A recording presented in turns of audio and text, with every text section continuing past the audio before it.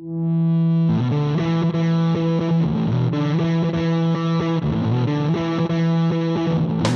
and gentlemen, boys and girls, cheerleaders, welcome to the episode of Tatami Talk. My name is Juan. This is my partner, Anthony. This is a Judo podcast for Judo players by Judo players. So, Anthony, how you doing? Doing good. Got a new car. Oh, yeah. I got a new car, but it's mostly my wife's car, but I'm trading in my car. But for those who know me in person, my wife doesn't really drive anyway. So it's like her car, as in whenever she drives, it's her car. And then when she's not using it, I get to drive it. My current car is a manual and she can't drive manual. So yeah, so I'm going to sell my Super WRX. Haven't decided if I'm just going to take it to CarMax and take like it's actually a pretty significant amount of money I'd be putting on the table. Because the car I have is like kind of sought after because it's hatchback. They don't make it anymore. But I don't know if I want to deal with all the trolls and lowballers and then got to go to the bank with a person and like make sure that he's not like trying to screw you over with the fake checks and stuff like that. And I'll Venmo you. Yeah. Just like that guy who Eric tried to sell his motorcycle at the dojo the other day. And that guy was like trying to lowball him like crazy. Yeah. And such a waste of time. Like, so I don't want to deal with all that kind of crap. It's so stupid when you agree upon a price. It's like, okay, here's the bike, here's blah, blah, blah, everything. Yeah. You agree upon a price and then you show up being like, well, how about we knock off like another $500? It's like, dude, we agreed on a price already. That was it. He tried to knock off 1,000. Yeah. Yeah. So it was, he already knocked off like $500 from the price in negotiation and then showed up and then was like, oh, I like the bike. Yeah, here. How about 2,500? And it's like, that's stupid. 2,500. Like, get the out of here. Yeah. So dumb.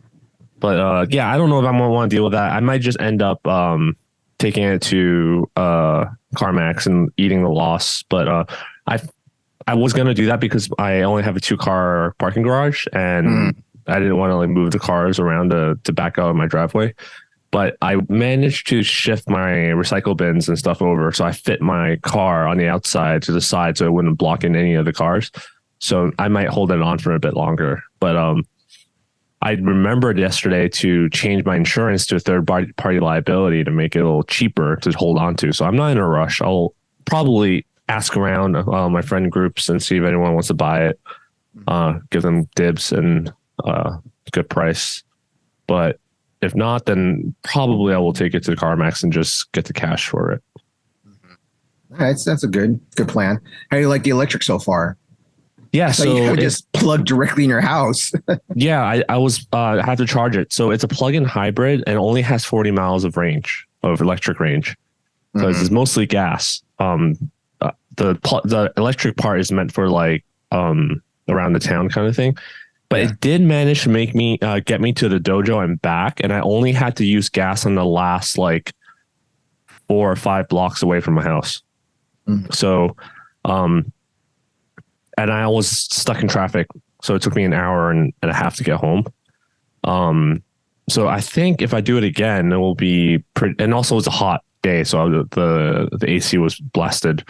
But yeah, it took me a while to get home. But I think next time I do it, I might be able to get back, do a round trip, basically.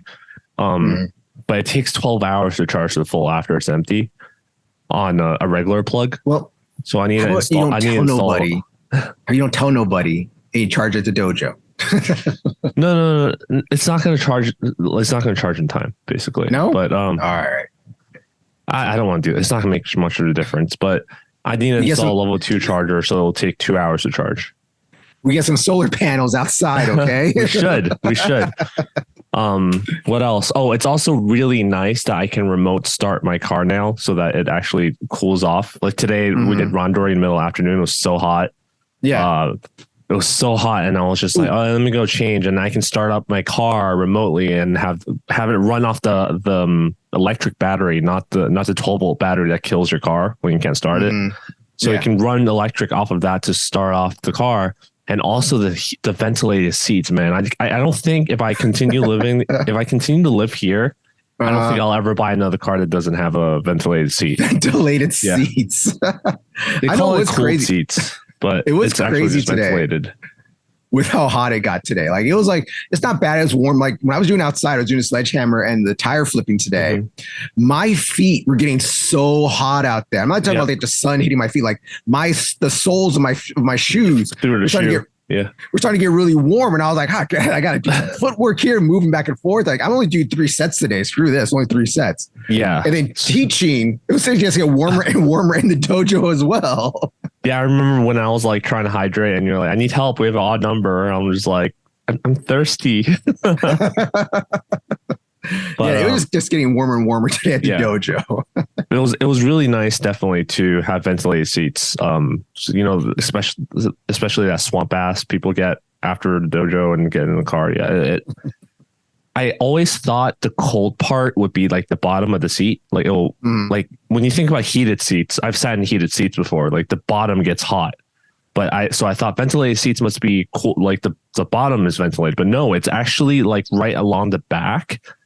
Like where your back, your tailbone, and a little bit further up, your lower back, basically. I felt like a blast of cold air blowing through the seat. So it was really, really interesting and different, but definitely worth it if you're looking for a car. I'm spoiled now. I can't get another car that doesn't have that. I gotta just have minimum AC. They gotta have AC at least. Yeah, having a good adaptive cruise control, like for the stop and go traffic in LA, was also one of my requirements. So I used that on the way home with all the traffic because there was a traffic accident. So I just basically set the distance, and then it will keep stop and go by itself. So I didn't have to do anything. But yeah. Fancy. It's getting hot. Everyone make sure you hydrate out there. So especially for those in Japan, I know they're really, really humid and hot right now.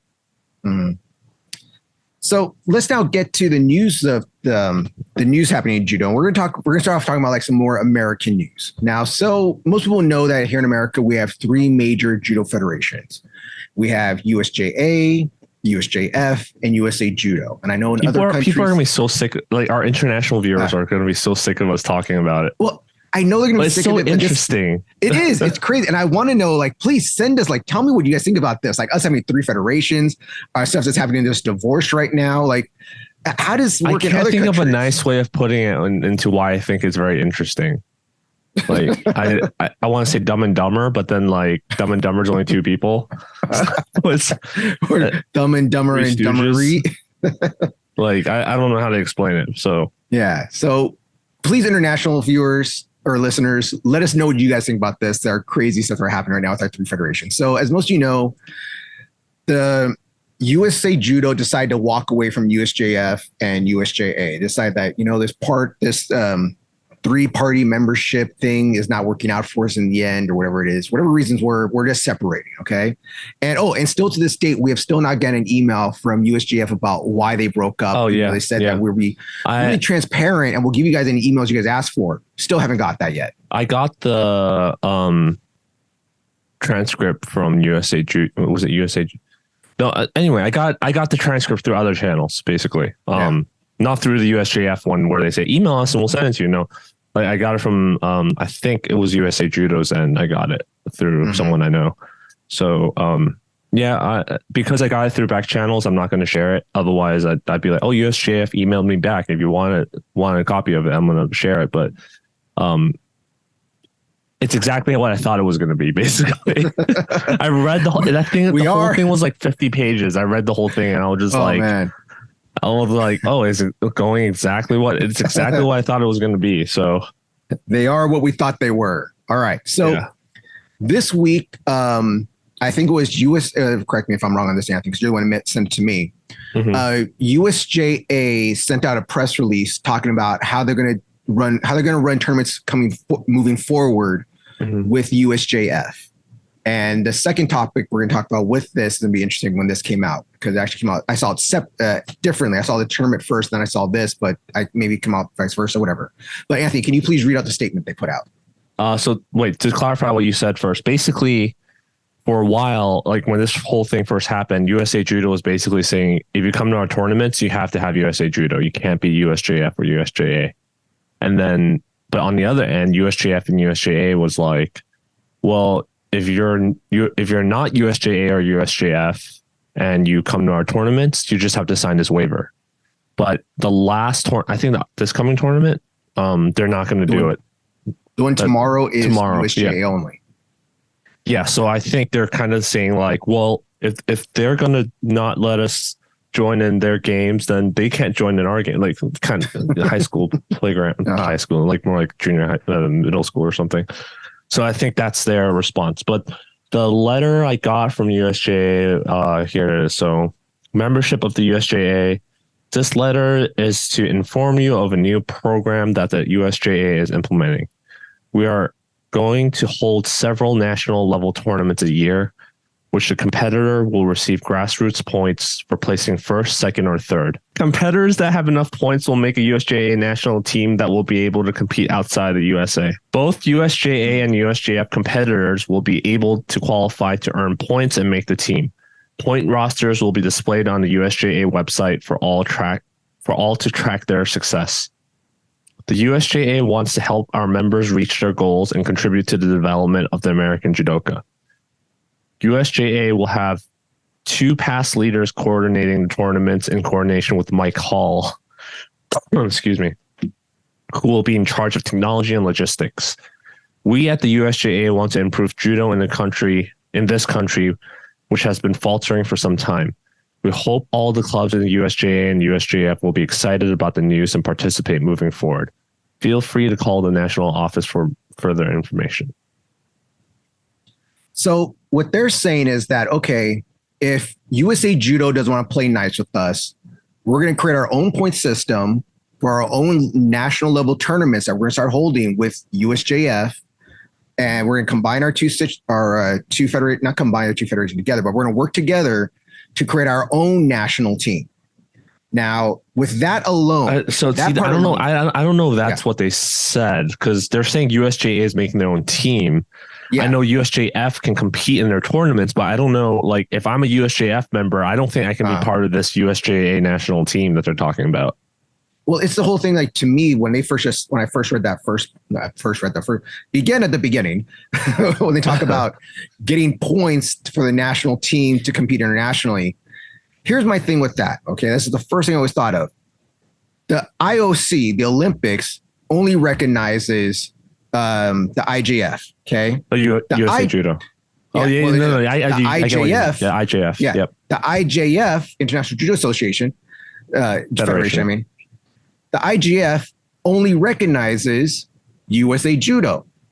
So I don't know what international competitions are talking about, because technically anyone can really go to some of these opens, like the Canadian Open or something, or the Pan Ams or the Mexico, whatever, Grand Prix, whatever it is, like some of these South American tournaments that are open, and not be part of the US team. You can go and represent the US. So are they talking about they're going to make their own teams for those small international competitions? Because I think that's what they mean. I was going to say, I think that's what they mean, because that's very, and I don't want to like piss people off, but honestly, like, so this is, I saw someone ask the same exact question you said on the Facebook group that this is posted on. So people are like, what international events? And they're like, there will be tournaments in Europe and South America that will be attended. Like you said, like open tournaments. You mean like that's because like, I don't need a national team or your permission to go there. I can literally go there myself without joining any of you guys. Yeah. Yeah. So like one of our members, Charles, is an international competitor. He goes to what I can't remember the name of the Canadian tournament. Montreal Open or something like that. Yeah, something like that. He would go to that every year and get a USA patch because he represents the US when he's going there. But he's not on Team USA technically. He's not representing representing USA Judo. Yeah, versus we have a member that's talking about going to Veterans Worlds coming up. Mm-hmm. That's an IJF. It's not an open tournament. So he's going to have to go through USA Judo. Like USJA can't be like, oh, you're going to represent us at Veterans World as a USJA minus 60 kilograms, whatever. Like you can't do that. So I think if we're wrong about the open, then sure. I can't think of anything else that could be the case. But if it is just open tournaments, I think that's kind of like, I don't want to say false advertisement. What do you call it? Misleading? I'd say it's misleading. Misleading, yeah, definitely. it's misleading, but unless you, I mean, you can say, oh, we're going to give you funding to travel, which is different than saying you're forming a team, and like you're making it sound like we're USA Judo. We're doing what USA Judo too, make a national team. Like, yeah, it just. Well, I also think this is why I couldn't keep a straight face, you know. So yeah, to me, it's like also when they say the grassroots points, and it's like, dude, don't call yourself grassroots no more. This is not grassroots. You're trying to make it not grassroots. That's exactly what I'm thinking. You want a big team, you want a big league, this stuff, then you can't be calling yourself grassroots no more. Unless you're only going to focus on the youth, the cadets, the juniors and stuff. Only focus on them, not focus on the adults or the masters. Yeah, I guess grassroots has different meaning. Like, you can say grassroots as in like growing the younger generation, and then there's grassroots like you're talking about like local small town, small community growth, like building more dojos and growing your pre-existing ones, kind of thing. So there's two, but this doesn't match any of that. So, yeah, someone in our dojo got the same letter, and he's a novice, and he was like, "Oh, you're telling me I can like go there and become national champion?" I'm like, "Yeah."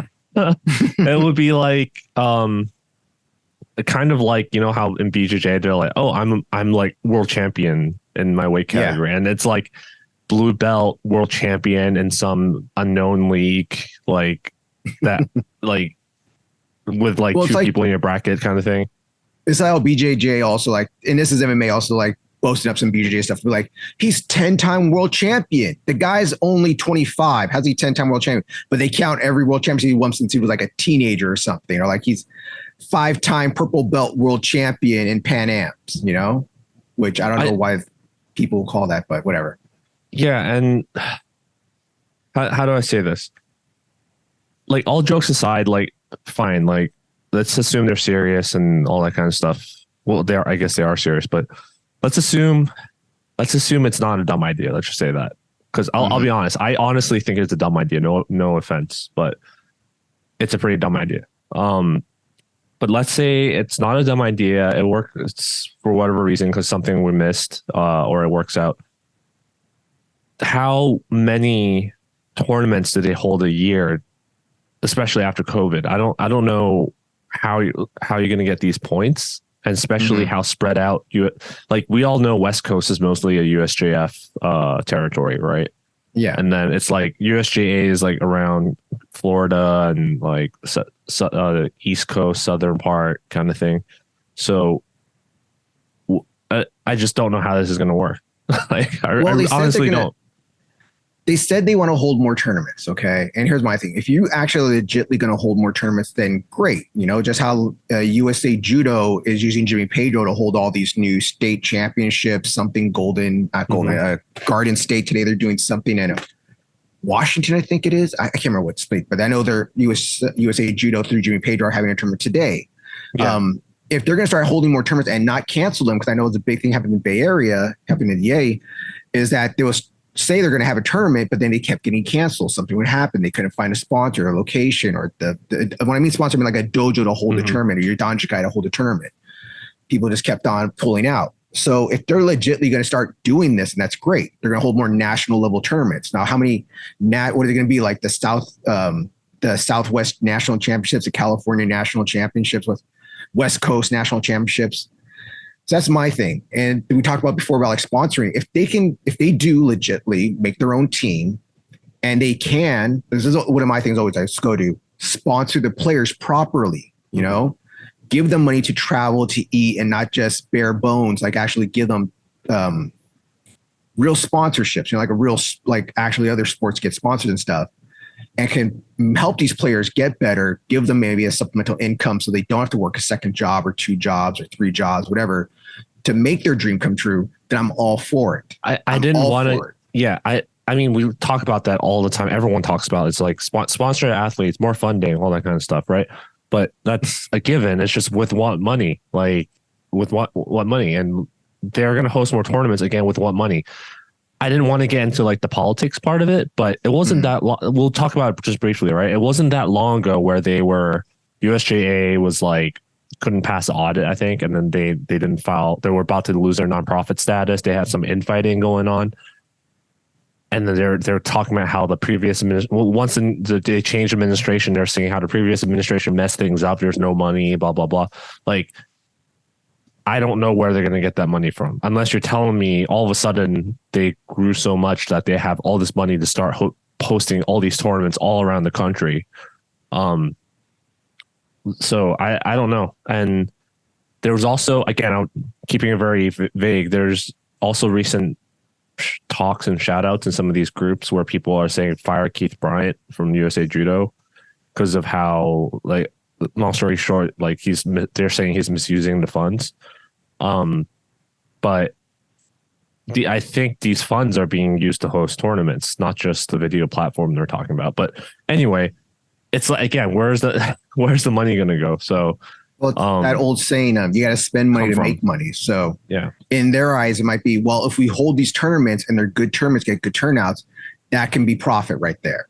So if we go in the red a little bit, it's when we first start holding these tournaments, but we do more than we get more popular, we get more competitors, we get like 1,000 people each tournament, then we'll go into the black really fast. Mm-hmm. It could be that also. Like we'll take a hit at the beginning, but hopefully it's going to come back and we'll make the money. That's the whole thing. That's wishful thinking. Yeah. I hope people show up. I hope people come. What I don't understand is, well, first of all, some of these people calling for Keith Bryant to step down and being fired, look at them, and they're actually part of, like, they are USJA clubs and members mostly. Mm-hmm. So it'll be like Twitter telling Mark Zuckerberg to step down, like, excuse like me, Elon Musk. It is X now. Sorry, X. Elon Musk telling Mark Zuckerberg, how dare you misuse the fund, or Mark Zuckerberg telling Elon Musk to it makes no sense. You're telling a guy running another organization to step down because they're misusing their funds or you don't agree with how it's being done. Well, I know it's a little different because in judo, USA Judo is the international org, so you can't like, it's kind of different. But at the same time, it's like, well, why don't you do better then? And that, I guess this is what they're trying to do better, is like, oh, let's try and beat them at their own game and hosting these tournaments, and maybe we can convince, again, unlikely, but maybe they can convince the IOC or IJF to make them the international recognized federation. But then again, that's not grassroots. So yeah, it's not grassroots no more. So I'm so confused. But at the end of that message, it says, feel free to call the national office for further information. Not email, call. So I'm like, I'm really tempted to get more information, because what is the plan? How are you going to implement this? Where's the money going to come from? The only plan I heard was this guy might call, which some of you might know him, are going to be in charge of the technology and logistics. So it's like, that's the only plan I know. What is the rest of this plan that you're talking about? They're going to come up with their own smooth comp and charge $100 to use it. Yeah, it's just really. I don't want to. Never mind. I'll before I get too far into that kind of. All right, so let's move on. But no. So before I move, I guess this is technically moving on. What I don't understand is, why do we have these national tournaments, which we're going to talk about too, right? Now there's more nationals. Why do they have these nationals and they expect everyone to come over? Why don't they do something that's similar to, like I guess wrestling does this, where like, California State, the top three gets to go to like nationals or provincial. I don't know what some countries, the provincials, or like in Japan, you get to go to the inter high, like, the top 3 or 5 teams in that prefecture gets to go to the main tournament, basically. So why don't they do something here? Like, top 3 people from each weight category in each state gets eligibility and maybe funding to get sent to fight in nationals. Like, I don't know, and make nationals a little more exclusive. That's how ADCC does it too, right? Like ADCC, like open, it's open, so you don't have to fight in California. You can actually, so this is a little different system, right? Because the state thing, you have state schools, but with ADCC open, you can go to like these, like Dallas, New York, whatever, and fight for points, and then get the points to qualify for ADCC. So there's all these there are models around. I don't know why things are the way they are. So like, I'm sure I'm missing something. So maybe we're supposed to have a guest on next week, 2 weeks from the next episode. So maybe we can ask him. Maybe he's more familiar. So maybe. Well, the thing with the wrestling is like, it was funny when you're in high school, you go to your county championships, you know, you have to, and you place top, when I was my junior of high school, they changed it. So it's originally was like top 4. Then he changed it to like the top 5, top 5 or 6. They changed it to go to what we had called CCS, which is the one right before state. I know other places like here in California, it's called a CIF, but for us in the Bay, it was called CCS. And the top there went to top 4 that qualified as CCS would go to state, and then state would be held wherever it's going to be held at that year. But yeah, it was the top 3 from state, then go to compete at nationals. And that really made it more prestigious. And that's how I always thought it was. Right. And I guess when I was younger, I really didn't notice when I was just going to folk style tournaments. It's just like, just every weekend you're going to another folk style tournament, you know, you're not really thinking about it. To when I was in high school, and my coach was like, yeah, I want everybody to start doing like some folk style wrestling during the summertime. So you guys don't like your wrestling stays sharp. And we're like, okay, cool. And then he said, yeah, okay, so we're going to go to the state championships on this week. And I'm like, whoa, did any of us qualify for state or something? And he's like, no, it's an open tournament. Like we can just go. And I'm like, you don't have to qualify to go. You just go to this tournament. If I win this tournament, I'm state champion in folk style. Wow. So that I knew that. So that when I did judo, and judo is the same way, I was like, yeah, I don't have to qualify to go to nationals. I just go to nationals. This is awesome. Well, yeah, it's funny, right? Yeah. I think at least that makes nationals a little more prestigious, because right now it's like whoever the fuck has money to show up. Yeah, pretty much. It's whoever shows up. Yeah. Yeah. Versus if you filter, you have to have a requirement to show up. Like they have to be they're going to have financial incentives, not financial backing. It will make it more likely that people actually fight for, like good people will fight for these support. And then they have the eligibility and the skill to actually go fight in the main tournament. And I think that will be better, because I know so many good people that don't go to nationals just because it's far as fuck and expensive. Yeah. Yeah. And they're like, and because nationals is, again, I'm going to get shit for this. USA Nationals, I personally don't think is that prestigious. Really, it's definitely harder to win than a lot of tournaments. But for example, I think San Jose State, what was that? Winter Nationals. I get just as many fights as like nationals, you know. So unless you end up in the category where you fight someone that's in the current national team, I think and then even then it's just that one fight, right? Yeah. So I don't think that's just my opinion. Again, I can't remember what San Jose State's tournament's called. I thought the San Jose Buddhist. The San Jose Buddhist tournament's the same tournament, but that's for the kids. But that's for like the non-black belts. The black belt division is called something different. God, I can't remember what it's called right now. It's like black and brown belt division is called it. It's the same tournament. It happened at the same time, but I believe San Jose Buddhist tournament is for citrus colors. But then brown and black, it's called something else. Yeah, it's bugging me right now. But okay, but whatever. Speaking of the Bay Area, and this is something that I was scrolling through my Facebook and Instagram and stuff, and I came across this. USJF in October, the last week of October, I believe, is going to be holding their own national championships in the Bay Area in San Francisco at San Francisco City College or something college, whatever, the college out there. So I thought this was crazy when I saw that. I was like, wow, this is just USJF. Not USJA/USJF, not USJF/USJA, not USJF. We're going to get USJF national team now. Yeah. So they're going to have their own national championships in San Francisco in October, the end of the last weekend of October. And I'm like, wow, it's crazy. They're going to have their own tournament, which brought me back to when, if some people might remember this, some people might not. So when we did this little three federation merger, in America, the most prestigious national championship is USA Judo. That's just USA Judo Championships. Back in the day, it was USJA Winter Nationals. That was always held out here in California, always in Azusa or in that area and stuff. That was USJA Winter Nationals. And then USJF had Summer Nationals that would travel around the US. Some of them would have in Hawaii, it would be in New York, it'd be California, it'd be the Midwest, it'd be Florida. But it always changed, where the Winter Nationals would always be kind of in the same place. But it was USJA, USJF, USA Judo, each had their own different one. And then the differentiator there was winter and summer. Then when they had the three federations came together, USJA and USJF decided like, oh, well, let's combine our two national championships to be USJA, USJF winter, USJA, USJF summer.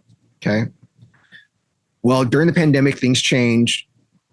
I believe USJA sold the rights to the name, or so the rights to Winter Nationals to NANCA. So now it's the NANCA Winter Nationals tournament. So then they only had the summer one. Well, we froze for a second. Oh, did I freeze or did you freeze? Yeah, you froze. I froze.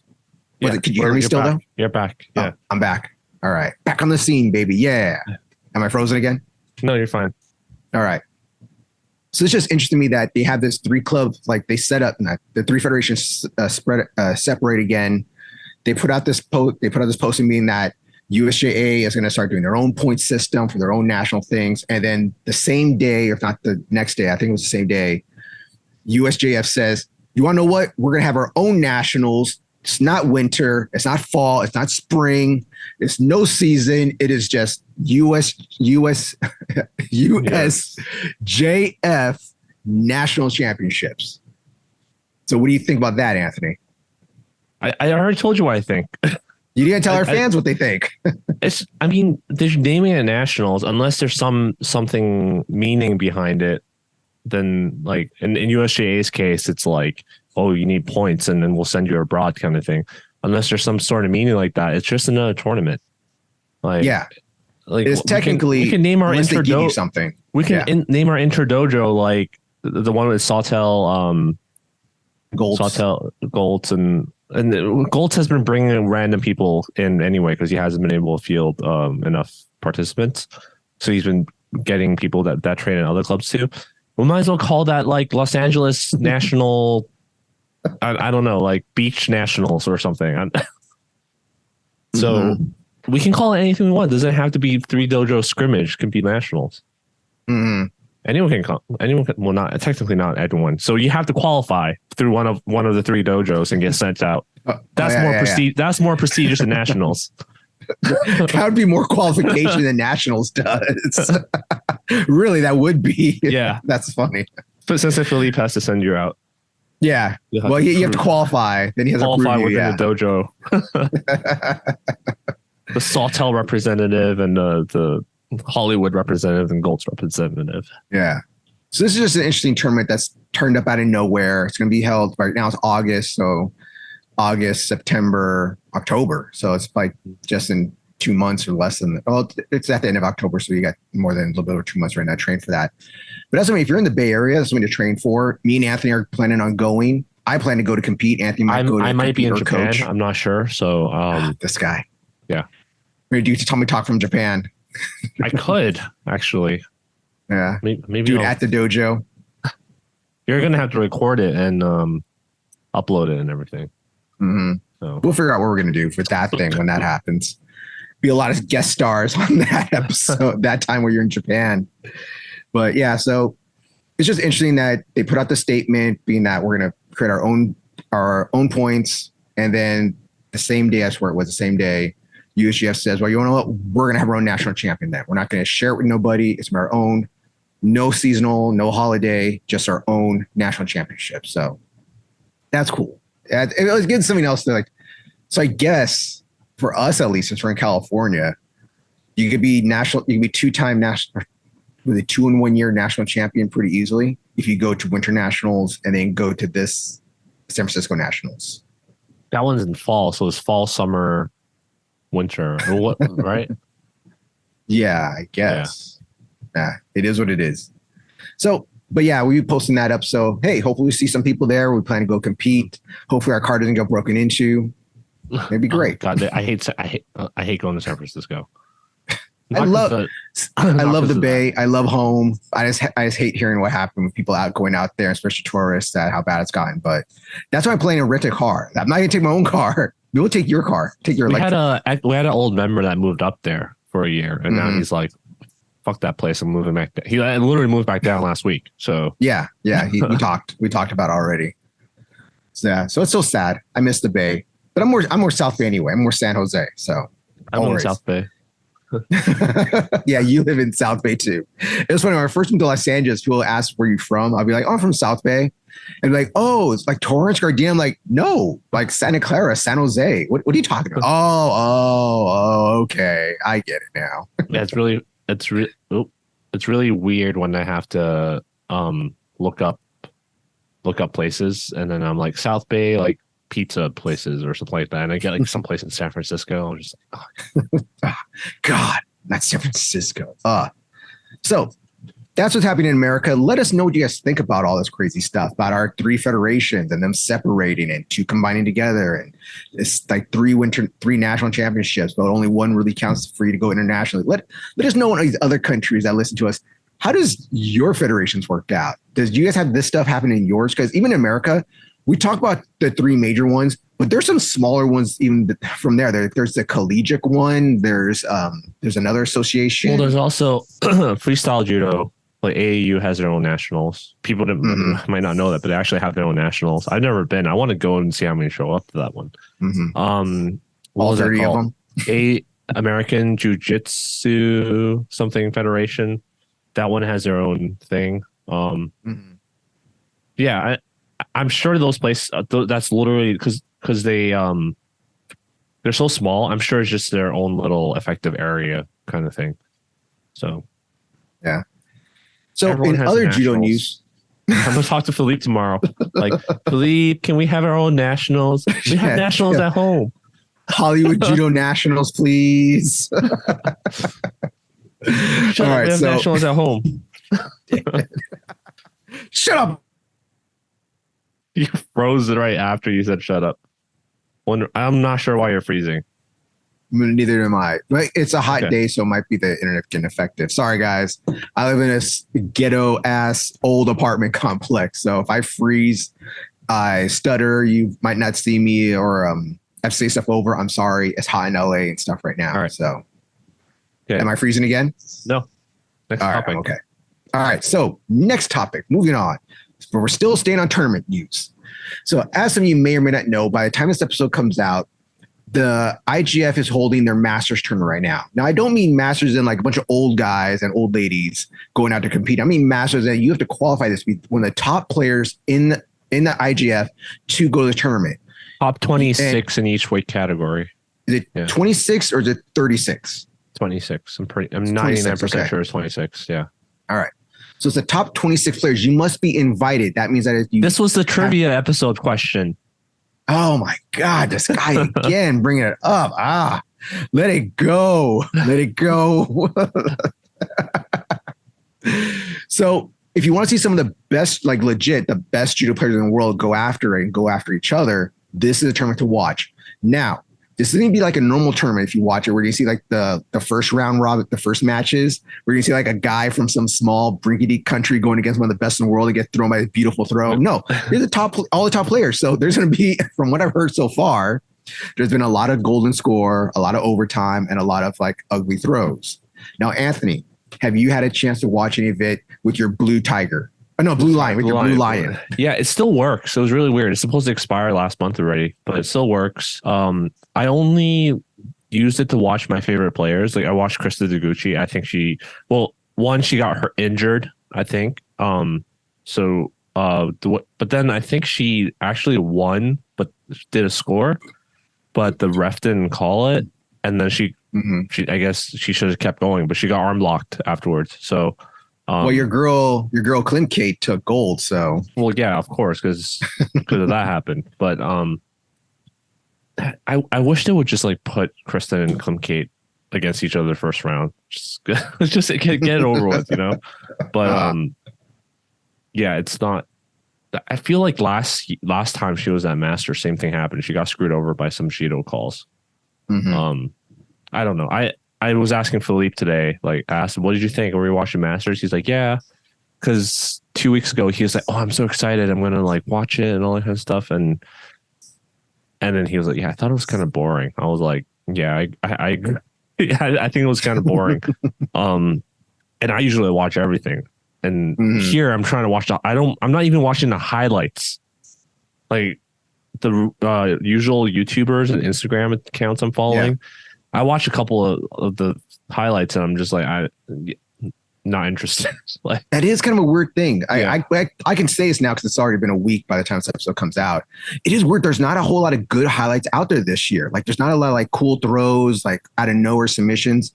There hasn't been a lot up yet, and it's already Saturday, so it's already been 2 days of the event. You'd expect more.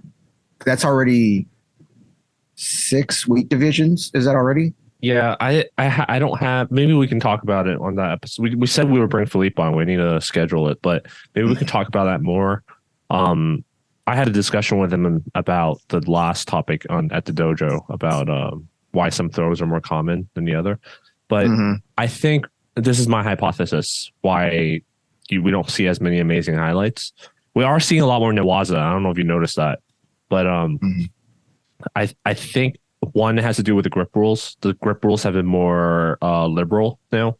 So people are able to strip the grips. So it's harder to maintain a strong grip and dominate, basically, because people are stripping them. You're allowed to strip the grips now as long as you recover them. That's also probably why we see more golden scores. And also, we talked about the changing of the guard thing.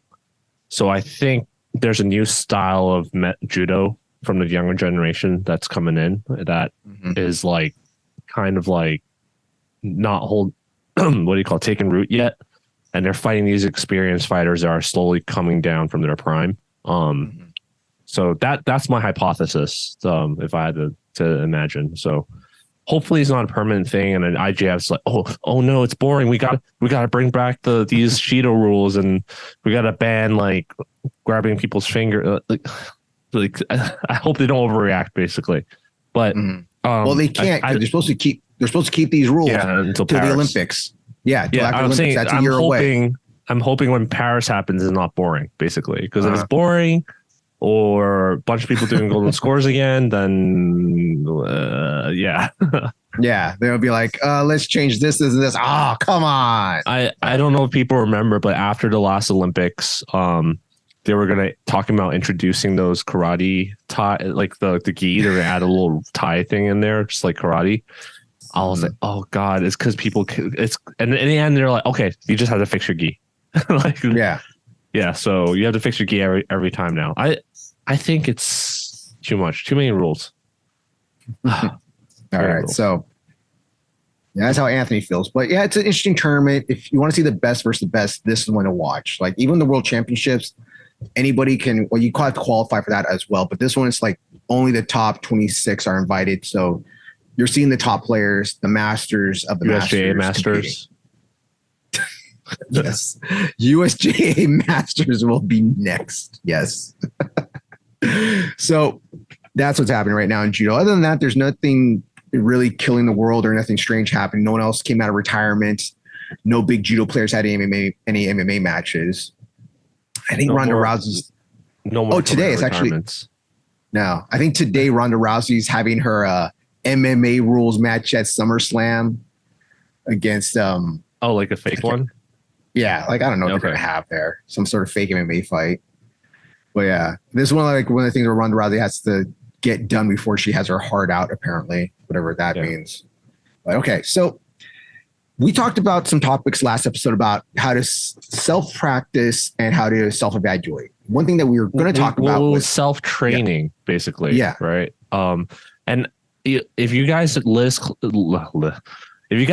close enough, I actually cut out one of the parts because we talked about how we're going to talk about coming up with your own training development plan in terms of like your judo, not your conditioning. But then we ended up talking so long that we did not touch that topic. So we're like, we can just talk about it next week. So this is basically what it is. Yeah. This is part B. Yeah. I wouldn't call it part B. It's a different topic. But for those of you that have, I guess either you're a black belt or you have a dojo similar to ours where your sensei is like, hey, work on your own technique, right? Like work on something that you want to work on. You have the freedom to do that, then this will be the episode for you. If you don't have a sensei that does that, then you can still apply this to your Randori, because most dojos that I've visited and trained at, they would be like, here's the move of the week. Sounds familiar, right? Here's the move of the week. Let's do some uchikomis. You put your head like here, this, there, and then you moving uchikomi, nagikomi, and then randori, right? So you don't get a freedom to work on your own stuff. You do what, like I remember I was trying one time. I was working with this guy that was like 350 pounds, and I was a white belt, and they were teaching Ipponse Nage that day. Oh, you're effed. Yeah. I was just like, what is the point? Like I couldn't lift him up. So what are you gonna do, right? And then if he jumps for you, then that kind of defeats the whole purpose of practicing it. So that's a little rant about the problem with that teaching like that. But but if you have the structure where you're free to train how you want, how do you decide what you want to do? And I guess if you're a white belt, just learn all the throws and do what your sensei tells you. We were just going to skip that part, right? That's kind of obvious, right? Yeah. If your sensei is like, work on these, your sensei taught you ogoshi, ipponse nage, osotogari, ochi-gari, kochi-gari, daoshibarai, then just like work on those techniques. Those are the basics. But if you're a little more advanced, you have like, now you know, like tomoe nage, sumigaishi, different types of osotogari, different entries, different combinations, different grips. Like how do you decide what do you work on? So let's you want to take it first? Take a stab at it first. So I'll stab at it. I'll take a stab at it. I'll shank it. Take this prison rule style on the weekend. So for me, when Sensei Philippe or anybody would just be like, hey, it's free practice, work on what you want to work on. It's hard because I've been doing Judo for so long. I have kind of like my go-to static throws I like to work on, like, or things that I know I'm good at. So it's like, if I'm feeling lazy, I'm going to just do Harai Goshi. I know how to do Harai Goshi. I can do Harai Goshi really well. I know how to do Taitoshi. I can do Taitoshi really well if I feel like working more. But for me, it's like when I get told that, I start thinking like, what's crazy, weird stuff that doesn't work all the time, but it's different, you know? Like how I'll do a sore from the step outside, you know? So just going to go shoot stepping outside instead of coming really directly inside, like a really cross step way. So you got to think about like, what do I want to get from this? Am I going to develop the throw that I already know, that I'm going to just have to work on some setups for it? Or am I going to work on a throw that I'm bad at from scratch, you know? And that's for me as a black belt, where if I'm a citrus color, I should really be looking at, like, if your dojo has a board like we do, it's located about right here. Yeah, we're talking about skipping that part though. Yeah, right? But I'm talking about like, you should be looking up what you're not good at, you know? It's like, it's, so if I'm not good at something, I want to know what I should work on, you know? I know what to do already. So it's just, it's tough because what do you want to work on? Do you want to work on stuff that you're going to do in competition? Or do you want to work on something that you haven't done before you want to get better at? Exactly. So that's where I agree. I think you really should look at what your goals are, right? The same thing as like the previous episode. What are your goals? If it's competition, then you need to figure out your game plan and your judo style. Like one example would be like, if you look at, what was his name? Maruyama. He's mostly Uchimata Tomoe Nage, right? And then he has like some other stuff in their arsenal, but it's mostly all his game revolves around those two throws. Yes. And then if you resist his Uchimata, he's going to spin into, drop into Tomoe Nage. So you need some sort of thing like that where if someone defends your main throw, then you have like something else that combos with it. And usually it's not Uchimata Tomoe Nage because they're both technically going forward technically in a way, but it's usually a backward and forward throw. So like think Osotogari and Sasai. Those are very good complements as one than the other. Or Uchimata and Ochigari. Those are again another good combination because they're one side and the other and the leg is already there already. So you can hook in both directions. So I recommend people who are, I just got my brown belt or I just got my green belt kind of thing. That's what you should start working on is find the throw that you're good at, and then find a complement for it. At least one or two. Yeah.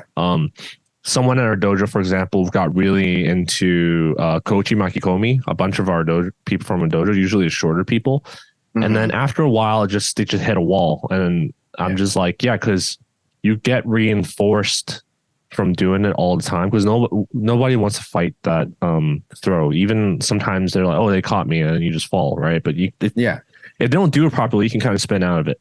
But I'm like, when you do it enough times, people know it's going to come. It's going to be coming, and you don't have a forward throw. So I know every single time you do a forward throw, it's a fake. And then even then, if you're doing it, you need a good forward throw. So it's actually going to be a threat. So I actually react back the other way for you to do the Koshi Makikomi. So it's really important to get good at two very different throws versus getting good at two very similar types of throws. I don't think it's so much of a as much of a good idea. So what's a good example? Like maybe Osotogari and Soto Otoshi, maybe, or a really cool one that where you're going the same direction that a lot of people like to work on, and I work on it too sometimes because it's fun, is Uchimata and the Sumiyeshi.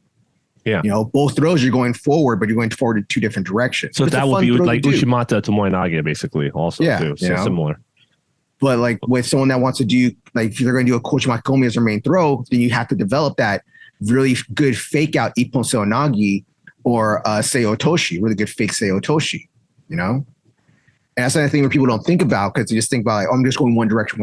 And we talk about setups sometimes. And so you have to figure out what is the best setup for the throw you want to work on as well. If it's a competition style you want to work on. I'm working on competition stuff. Yeah. What's going to get the person going forward to get them to go backwards? What's going to get them to go backwards to go forward? Vice versa. Yep. You know? So remember, we're talking about threats here. We're not talking about combinations. It just so happens we use combinations as a example here. Like you said, Uchimata Tomoe Nage, Uchimata Sumigaishi. I said Uchimata Ochigari, Sasai Osotogari. Those are combinations, but they're also threats because they're different directions. Your threat could be Osotogari and Taitoshi. Doesn't mean you have to. You can't really combo it. Maybe you can. Someone out there. I can't combo it. I can't think of anything. But they're different directions. So there's a difference between combo and there's a difference between what I said, which is having something that's threatening the other direction. So people are more wary of like leaning towards one certain way or certain grips. And that's a very basic gist of it. I'm not going to talk about grips because that's going to go way too deep. But similar concept applies to the grips too. Like if you grip one way, it's going to be one thing or the other. You got to make the other guy guess what it can be. One way I explain it to people is when you using grips as an example, but you can distance and also foot placement will also dictate it. Is when you control the guy so well in terms of distance management or grip fighting, then you already closed off all the door. Like for example, this guy has 10 doors, like 10 techniques available, right? Looking at their stature or how they usually fight. If I change my grips to a way where it closes off like 6 of them, then now I only have to deal with four potential outcomes. So obviously it's not like that literal where you would be like, oh, he can only do 4 things now, right? But it does like close off a lot more possibilities of what can happen, and you can defend things and attack much easier that way. So that's something I'd recommend for someone who's just like, what do I do kind of thing. Yeah.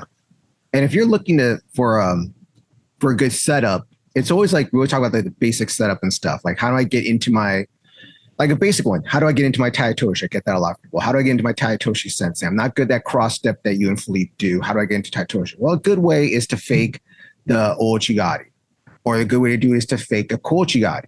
You know, when you tell people they don't understand it. So you got to figure out what is going to set up what you want to do and how you're going to continue doing that, or how you're going to fake it. And since they always say, Philippe says the same thing I do, like, how are you going to sell it? How are you going to sell one thing to another thing? And this is when you practice, when you start like experimenting.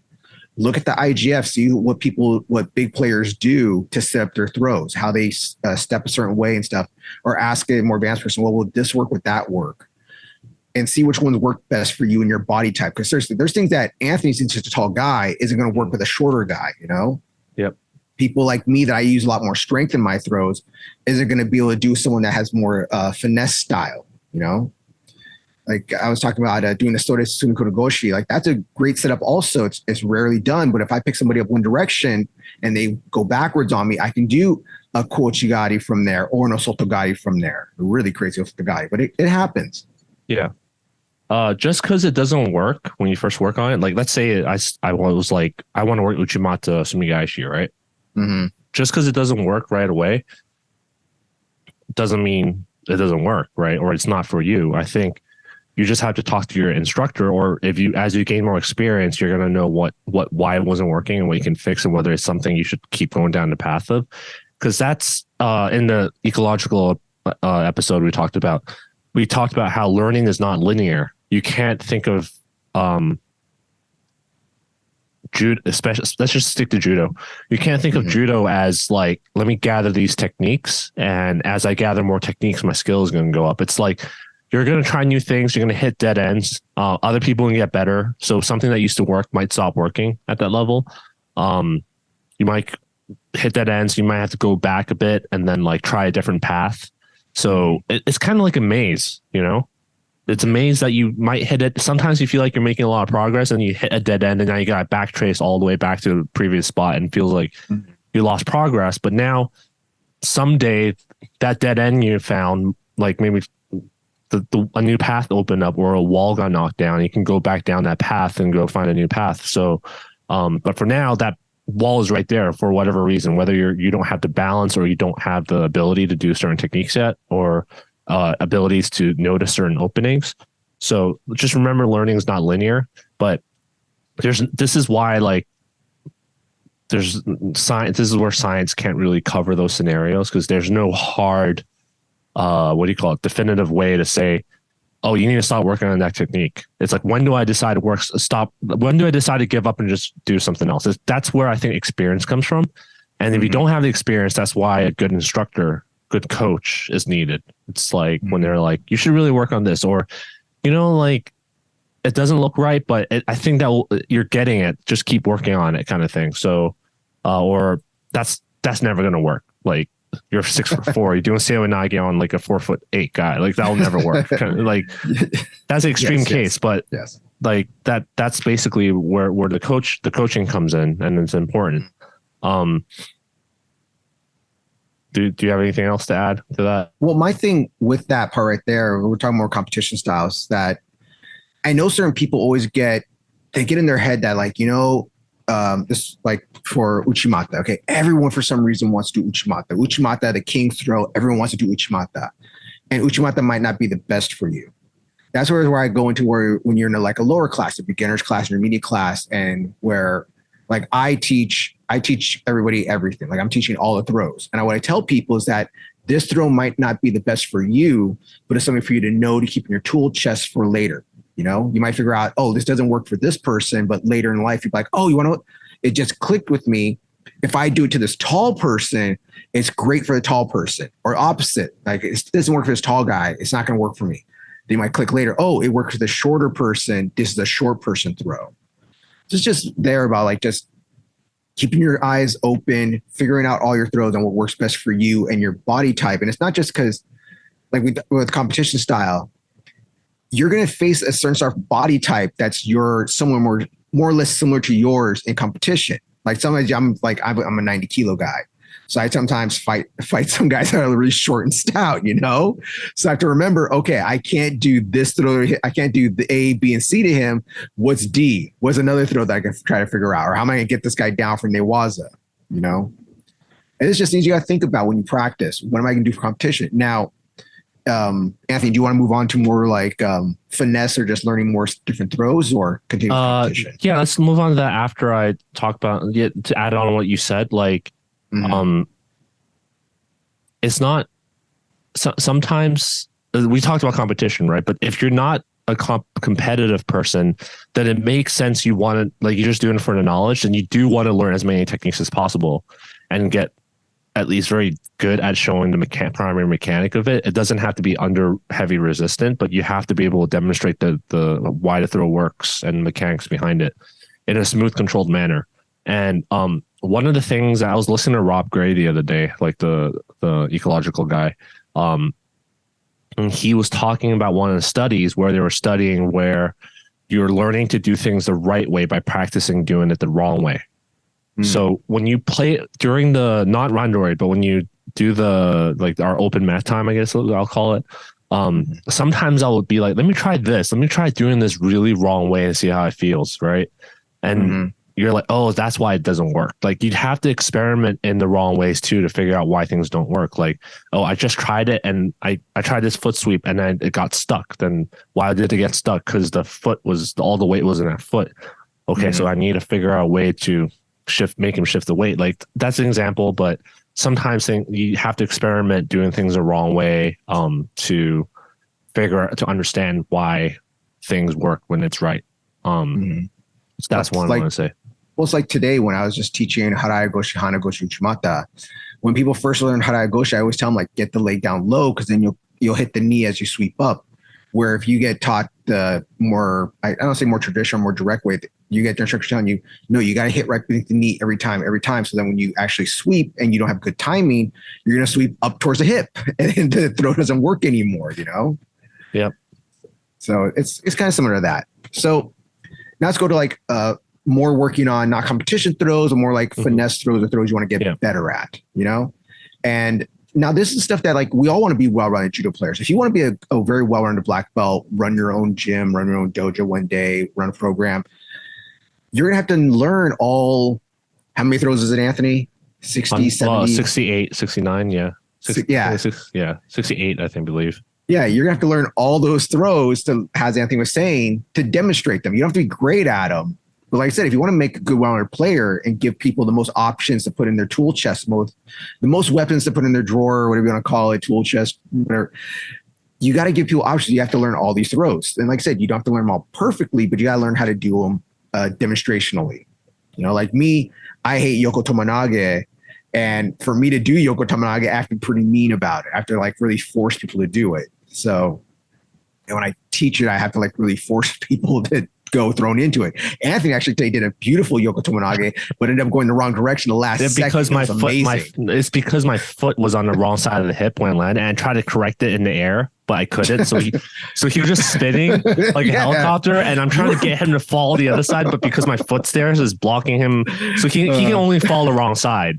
Basically, but I was forcefully pulling with my hand, trying to get him to pull back the other side. You were both spinning for a second. That was great. It was beautiful. But that's how it is. Like when you have to work on things, and some of you have to go just really slow and figure out what's going on and figure out what's going on with the throw. Why is it not working? And this is when you really have to like talk to your partner. And I'm not saying like that your partner's actually teaching you like, oh, well, you need to do this. Ask your partner, why didn't this work? Did you feel my pull? Did I block you enough? Did you step over me because you knew I was doing this throw? So you're not being cool and you got to be very careful when you ask your partner. Because some people, let's just say some people talk too much and don't know what they're talking. They don't know what they're talking about, basically. It is one of those things where like you need your partner's information to let them know what's going wrong. But then you do get a lot of talkative partners that want to be know-it-alls.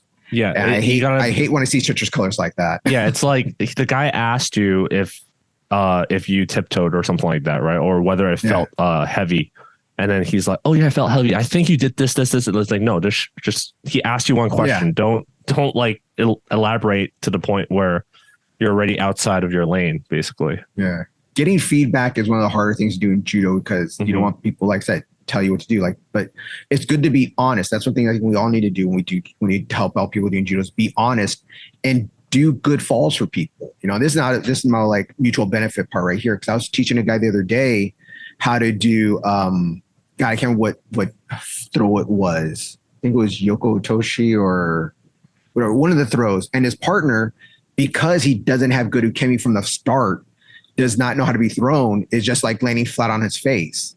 So it's making him feel like, am I not getting this throw, sensei? What's wrong with my throw? What's going on with it? And I'm just like, well, and I'm trying to get him to do is like, well, pull the arm more, circle around here more, put your foot here to try to force a good throw. And it just wasn't clicking. So I said, you know what? Just throw me.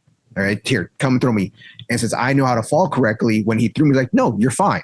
Really, you actually have a really good throw for the most part. It's just he doesn't know how to fall right. So the way he's falling, he's just falling flat on his face. So it's being a good partner when you start doing these little finesse things about working on little things and stuff, helping your partner out and being honest when you guys work out together. I think this is where. Are you done with that? Because I want to move on to talking about Randori, right? Because Randori is where you try stuff out. This is what people mean by trying stuff out. Like, it's not a competition. Because if you never try, let's say you had a good Osotogari, right? And every time you try Uchimata and it doesn't work in Randori, so you go back to trying Osotogari, so you get the throws. You're never ever going to discover other stuff you're good at until you hit a wall, maybe a brown belt. You hit a wall, then now you wasted all that time that you could have been discovering other stuff, and now you're starting once you go there. So Randori is where you try stuff out. Obviously safer stuff under pressure. The way I like to word it is like it would be like building a rocket ship. You know what I mean? Like a spaceship, a rocket. Competition is the actual launch. Like you're putting live humans into the rocket and like shooting them up to the moon. Randori is where you do the test flights. Like you put, just because I love animals, like nothing in there, but in reality, you put a chimpanzee or a dog in there, you know? So, but Randori is like the test flight. And then the Uchikomi, the open mat time that we talked about, that's like the lab where you're like doing G-force tests, like little experiments of certain parts. How much force can this certain part take? Testing the springs, testing the fuel. So that's where you test those individual parts and you put them together. And that's when you do a test launch.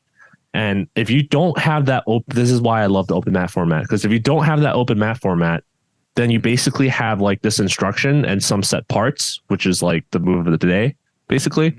And then they're like, here, and you're like trying to fit this thing that may or may not fit together based off of your knowledge.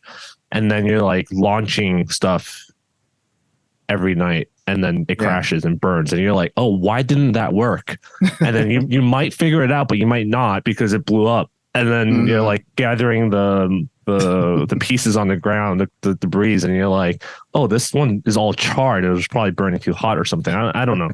But that's why you can learn from just Randori and the move of the week kind of thing. But I personally don't think it's the most effective way of doing it.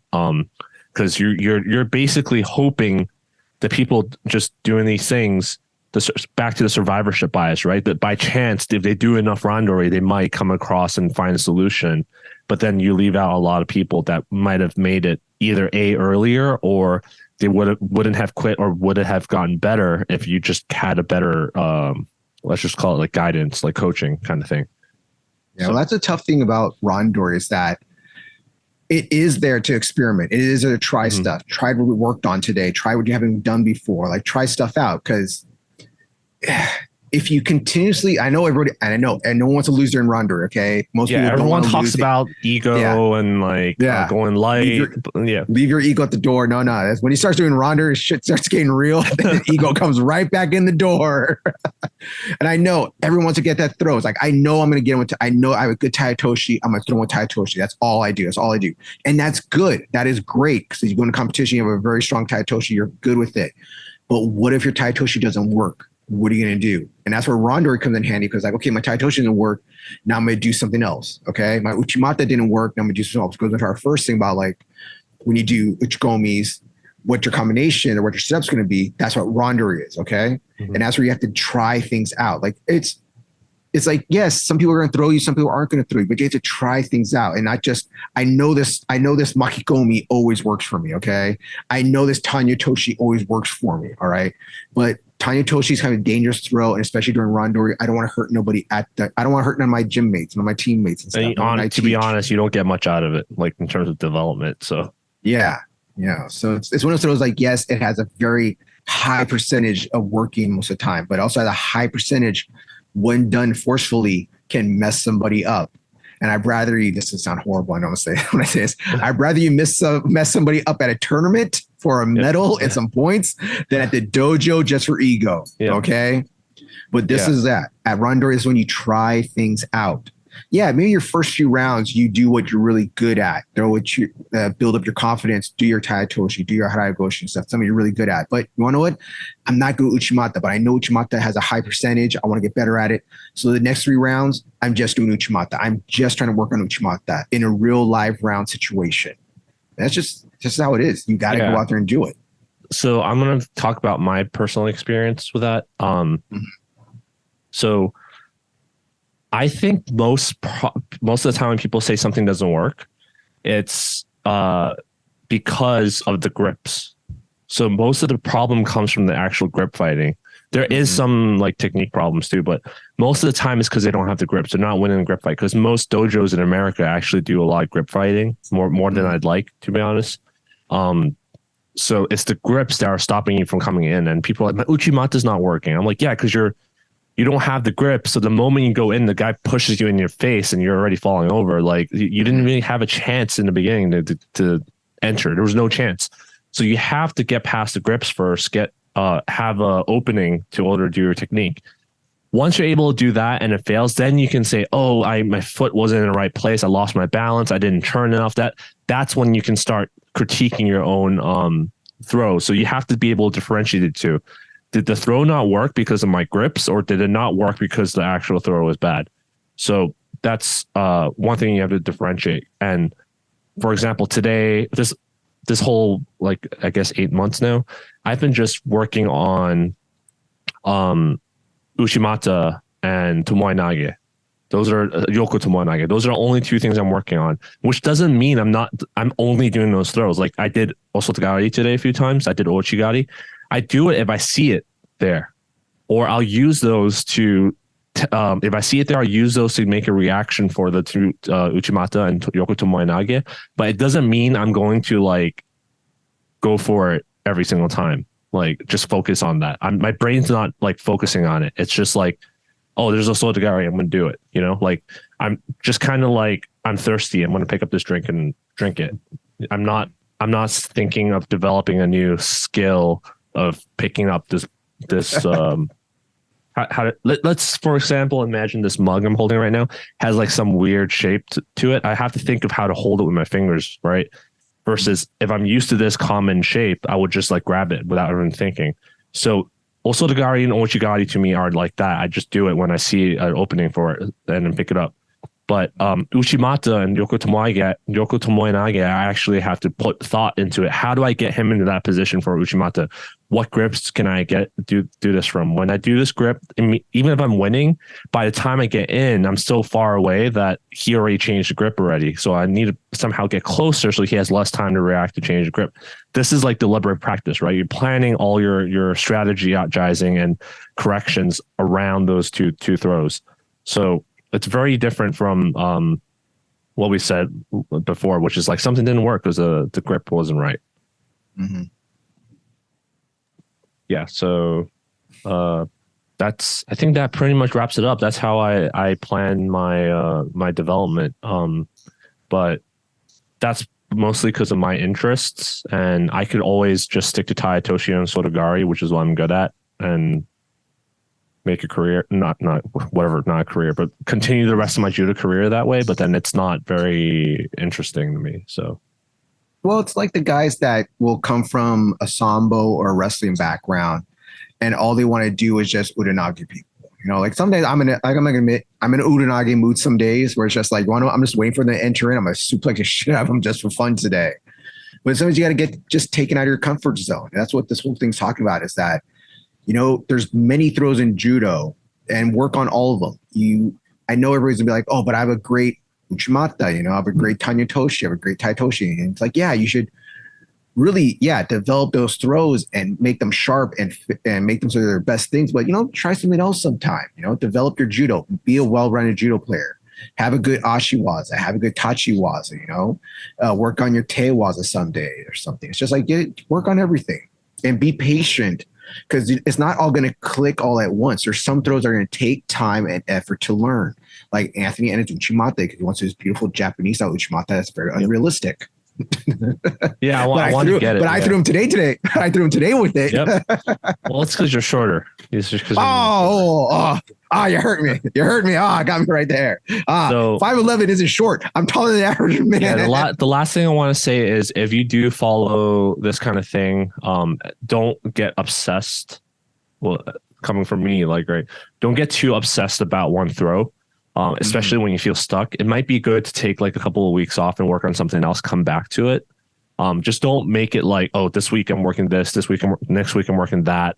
And then you just jump around all over the place. Like, don't do that, because then that's not very good. But it's kind of like, when you're stuck on a problem and you walk away and do something else, and you kind of all of a sudden it clicks for you and then come back. Sometimes doing some other sort of movement opens up more what they call movement solutions, I guess. Like you'll notice things that you can apply back to the original thing you're working on if you change context for a bit.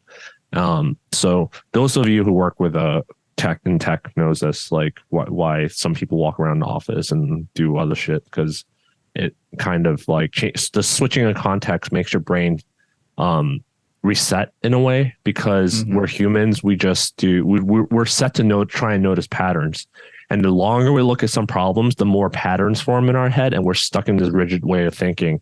But if you go do something else, you're going to reset that, and then you're going to hopefully think outside the box a little bit, and it'll help. That's some great advice right there. That's actually really, really good advice right there. All right, Anthony, is there anything else about technique training by yourself? And no, that's it? Yeah, I think that's how I would figure it out. So again, if you don't have a Sensei Philippe, then we can rent him out to you for a price. But would you like? Well, I'll give him to you. You can have. No, don't. I just see that. He's yell at me next time I see him. We just upgraded him recently to a 6th dan. So yeah, we just install a new memory module. Yeah. But all new parts, brand new hips, amazing. All right. But yeah, if you can't do that kind of thing, then try to learn mechanics of the moves of the day and try to apply the mechanics to your other moves that are relative to you. Because after a while, you're going to see, I did say there's 68 throws, but in the end, a lot of them have overlapping mechanics. So it's not like 68 unique mechanics, but do the move of the day, and then do your thing in Randori. Try it out. Pick good partners. So if someone stiff arms you the whole fight, then you're changed. Then that, and you can't get away from that partner. Then that day, I guess for that round, you're working how to break stiff arms and break grips. That's a form of practice too. It's part of judo now. Like, as much as I hate it, that's part of judo now. Grip fighting is such a huge part of judo. Very, very true. And when you get home, like, come up with a plan. Like, these are my focuses for the next year, and then, like, I'm going to, every 3 months, I'm going to do this. I'm going to do this combo, this particular style of Uchimata, this particular grip. Like, write it down, like, set goals. So if you don't write it down, you're really in what we said you're in danger of, is you're just going to jump around, because you don't have any sort of commitment or plan written down. You're just going to show up to class and do, oh, that guy over there just did this cool thing, I'm going to try and do it, which is not a problem in itself, but you get distracted all the time then. Yeah. So.